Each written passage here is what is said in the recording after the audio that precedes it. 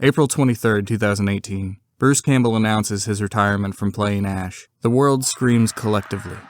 Jesus wept, and the wind cried, Mary.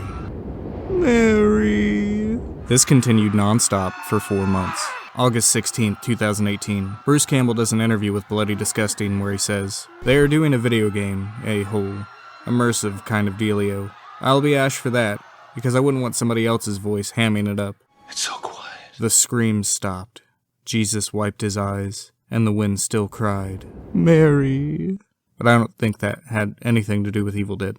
A whole immersive kind of dealio. That line had my mind racing as to what this game could be. Evil Dead has had several games before this, a shitty-looking Commodore 64 game, a Resident Evil style game that people don't seem to like. Yo, tree bitch.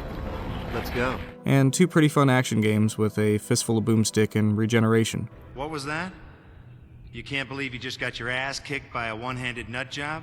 This franchise could go a lot of different ways. A character action game in the vein of Devil May Cry, or it could be a survival horror game like Resident Evil, but actually good this time. Either of these options would make for an amazing experience if the right team was behind it. This announcement was a wet dream come true. An immersive, single-player, Evil Dead game starring the Chin himself. Groovy.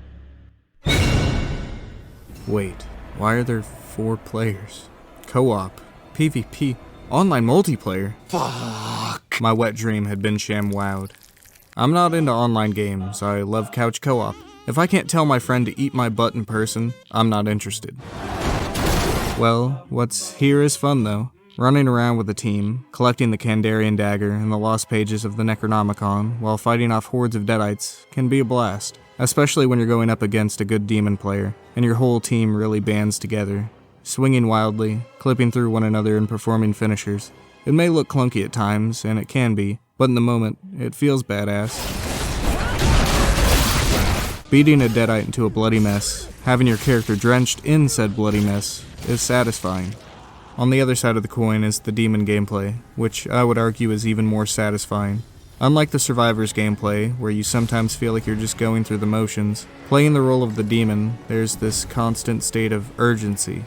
As you fly around as the Force, collecting infernal energy to power your abilities. It's more akin to a dungeon master, always preparing, trying to keep 3 steps ahead, setting up traps, managing your upgrades, cooldown timers, and the location of the survivors. You're what stands between a fun round for everyone, or an easy win for the other team.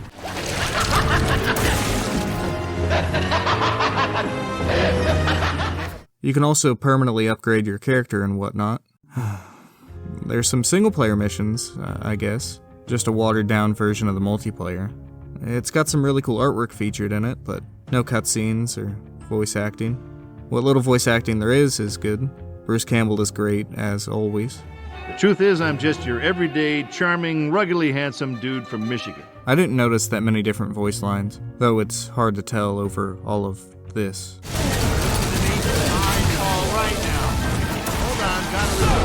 I do like how each of Ash's lines reflect the movie or show that specific Ash is from. Evil Dead 2 Ash will pick up a shovel and comment on having used it on Linda. Modern Ash will mention Chet when he drinks a pink fuck. Evil Dead 1 Ash promises he'll actually use the axe this time. I'll use it this time, I promise.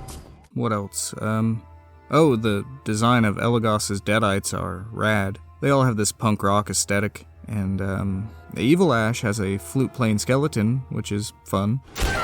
And, why couldn't this have been a different game? Friday the 13th, Predator Hunting Grounds, Dead by Daylight. We've seen this game done so many times before, and Evil Dead may very well be the best it's been done, but it's not what I want from these properties. The very existence of this game worries me, as I think the wrong lessons might be learned. Either it's a hit, and the studio believes it's the only way forward for this IP, or it does poorly, and they believe the IP itself is to blame. I hope I'm wrong on both accounts. I love Evil Dead.